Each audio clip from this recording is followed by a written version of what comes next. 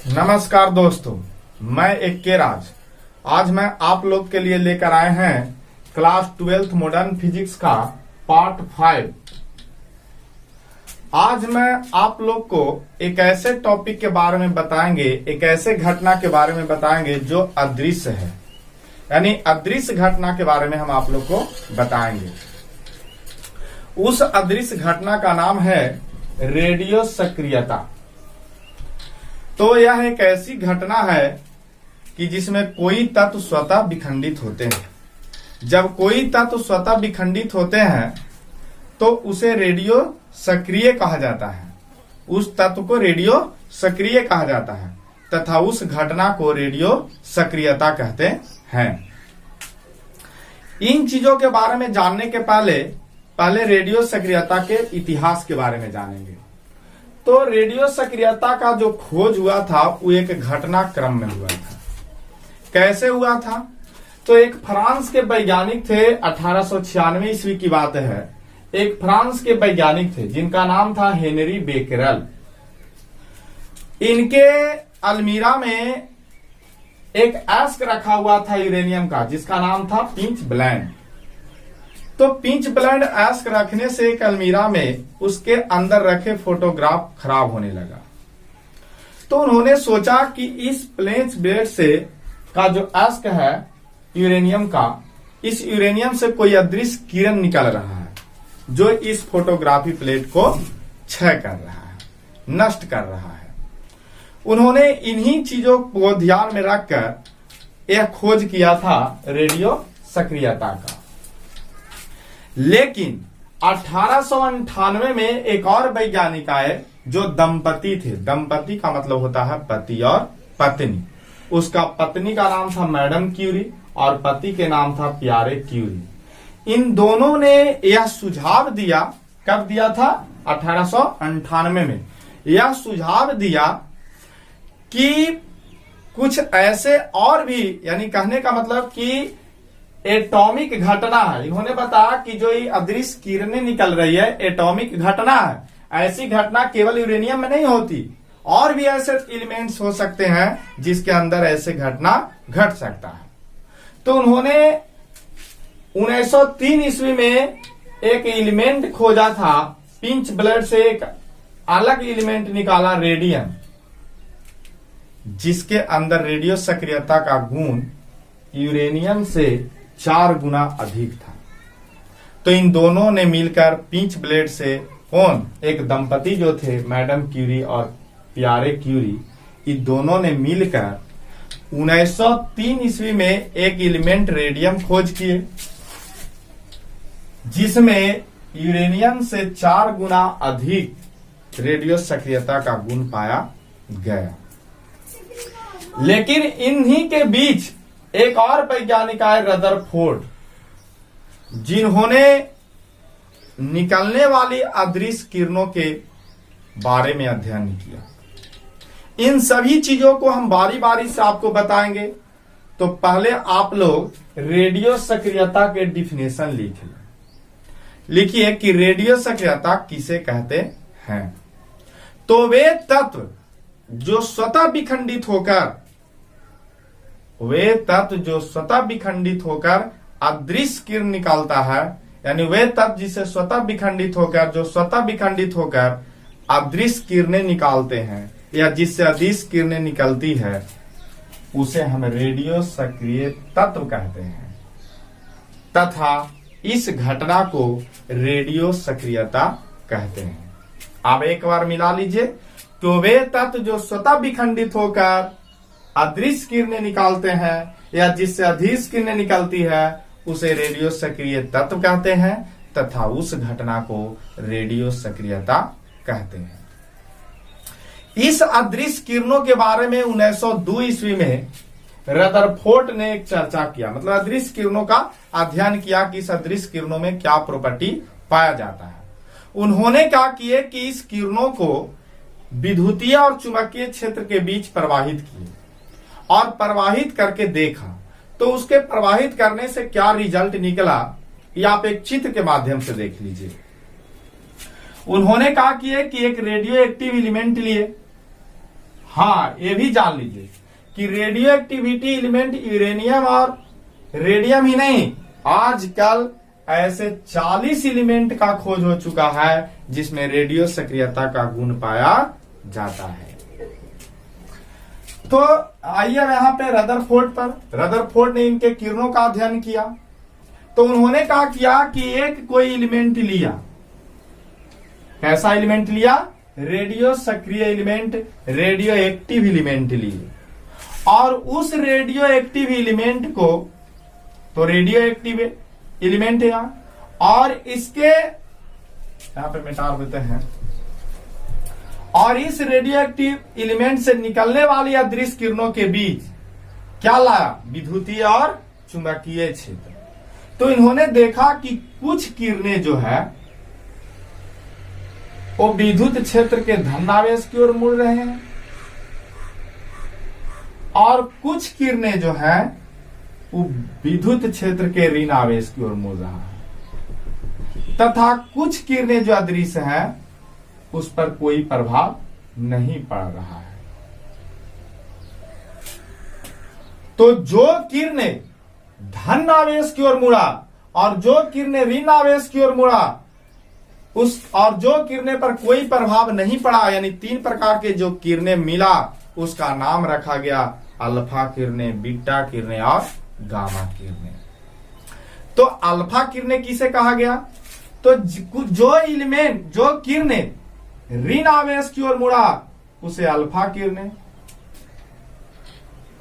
एक किरणें ऋण आवेश की ओर इसलिए मुड़ा क्योंकि इसके प्राकृत धन आवेशित था, यानी उसमें रदरफोर्ड ने ऐसा निष्कर्ष निकाल दिया कि रेडियो सक्रियता एलिमेंट से जो किरणें निकलती है उसमें कुछ नेगेटिव किरणें भी निकलती है, इसीलिए वह धनावेश की ओर मुड़ गया। तो जो पॉजिटिव किरणें निकलती है जो ऋणावेश की ओर मुड़ गया, तो ये धनावेशित किरणों का नाम उन्होंने अल्फा किरण रखे। और जो किरणें ऋण आवेशित प्राकृत के होता है वह धनावेश की ओर मुड़ गया, तो ऐसे ऋणावेशित कणों को उन्होंने बीटा किरण नाम रखा। और जो किरणें विद्युत क्षेत्र के धन और ऋण या चुंबकीय क्षेत्र पर कोई प्रभाव नहीं पड़ा उस किरणें का नाम रखा गया गामा किरण। इस प्रकार रेडियो सक्रियता का एक और परिभाषा बना कि रेडियो सक्रियता का परिभाषा बना कि वे तत्व जो स्वतः विखंडित होकर, क्या बना? कि वे तत्व जो स्वतः विखंडित होकर अल्फा, बीटा और गामा किरणों का उत्सर्जन करता है रेडियो सक्रिय तत्व कहलाता है, तथा उस घटना को रेडियो सक्रियता कहते हैं।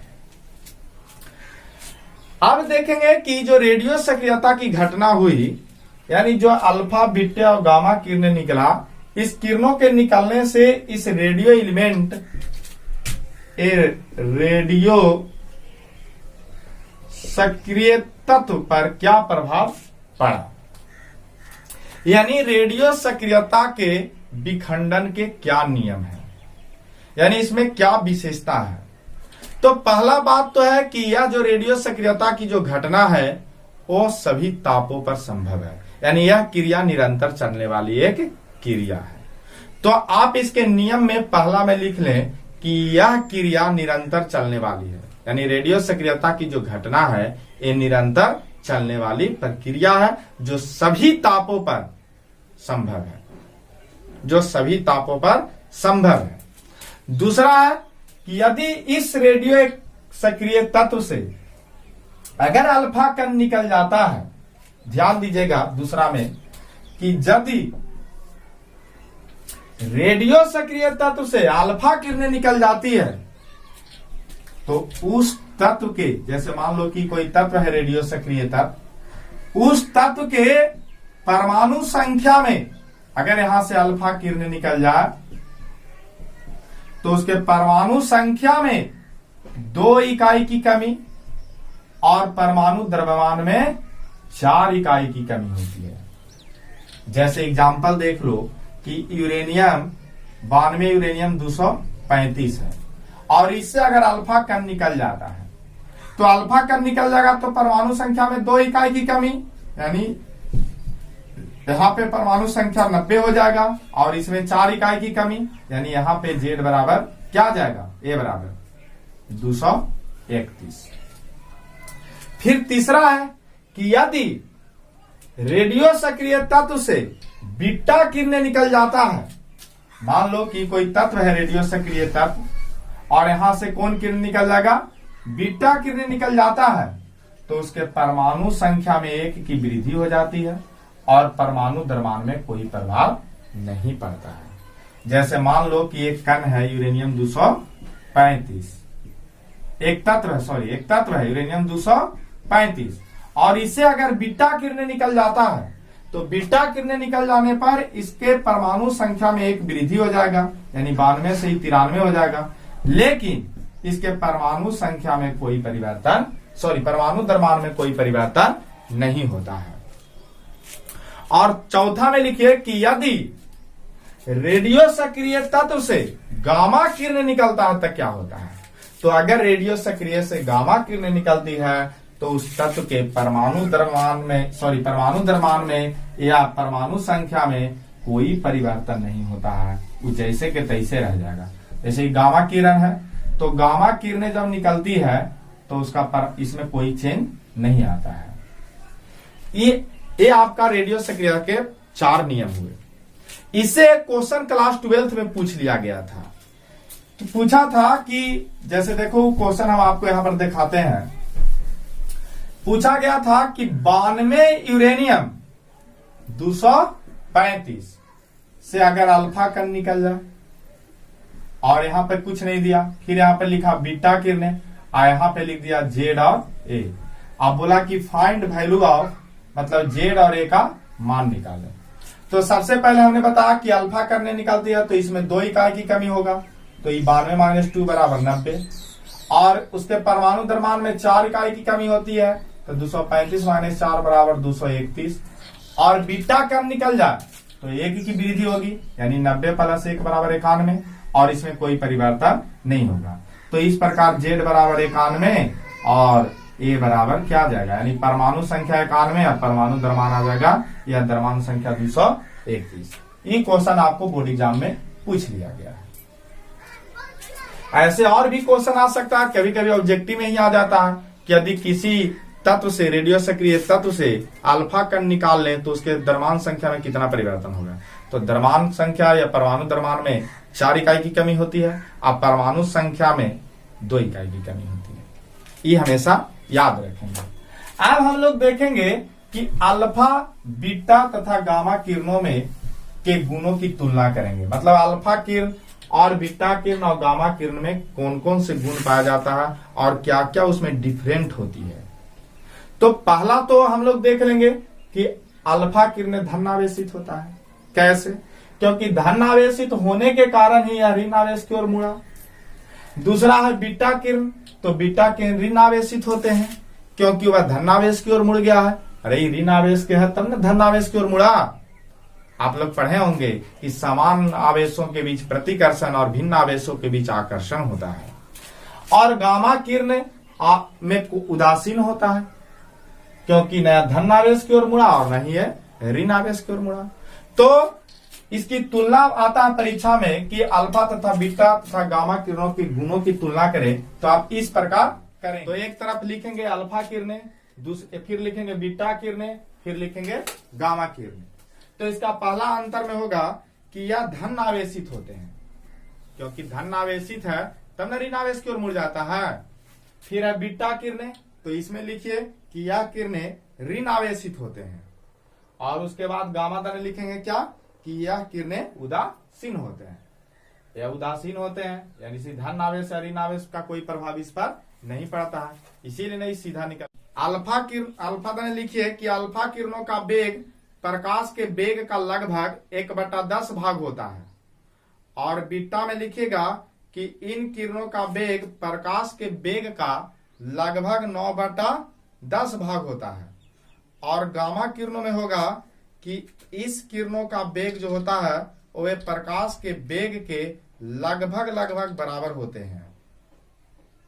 फिर आगे लिखिए कि ये किरणें फोटोग्राफी, अल्फा में लिखिएगा कि ये किरणें फोटोग्राफी प्लेट को अधिक प्रभावित करता है। गामा में, बीटा में लिखिएगा कि ये किरणें फोटोग्राफी प्लेट को अल्फा से कम प्रभावित करता है। और गामा किरणें में लिखेंगे कि ये किरणें फोटोग्राफी प्लेट को ना के यानी कम प्रभावित करता है, यानी नहीं प्रभावित करता है, सीधे सीधे। फिर आगे लिखेंगे कि अल्फा किरणें की वेदन क्षमता बहुत कम होती है। बीटा किरणें का जो वेदन, फिर दूसरा में बीटा किरणें की जो वेदन क्षमता होता है वो अल्फा से अधिक होता है। और गामा किरणें की जो वेदन क्षमता है वो वे सबसे अधिक होता है। यानी बीटा के एक क्वेश्चन बार बार पूछा जाता है कि किन किरणों का वेदन क्षमता सबसे अधिक होता है, तो हम लोग बोलेंगे कि गामा किरणों का वेदन क्षमता सबसे अधिक होता है। और है कि अल्फा किरणों की जो गति ऊर्जा होती है वे सबसे अधिक होते हैं क्योंकि उसका द्रव्यमान सबसे ज्यादा होता है। और बीटा किरणें का गतिज ऊर्जा अल्फा से कम होते हैं और गामा किरणों की जो गति ऊर्जा होती है वो सबसे कम होता है। इस प्रकार आप लोग देखा कि रेडियो सक्रियता के अल्फा बीटा गामा किरणों की तुलना। तो एक क्वेश्चन आप लोग से पूछ लिया जाता है 5 अंक के क्लास 12th में कि रेडियो सक्रियता क्या है, इसके नियम कौन है, जो आपको 4 गो नियम लिखा है। उसके बाद पूछेगा कि रेडियो सक्रियता के अल्फा बीटा गामा किरणों की तुलना करें। जो आप देख रहे हैं स्क्रीन पर, इसकी तुलना इस प्रकार की जाती है। इसी प्रकार हमारे और भी वीडियो पाने के लिए आप हमारे चैनल को सब्सक्राइब कर लें ताकि सबसे पहले वीडियो आपके पास पहुंचे।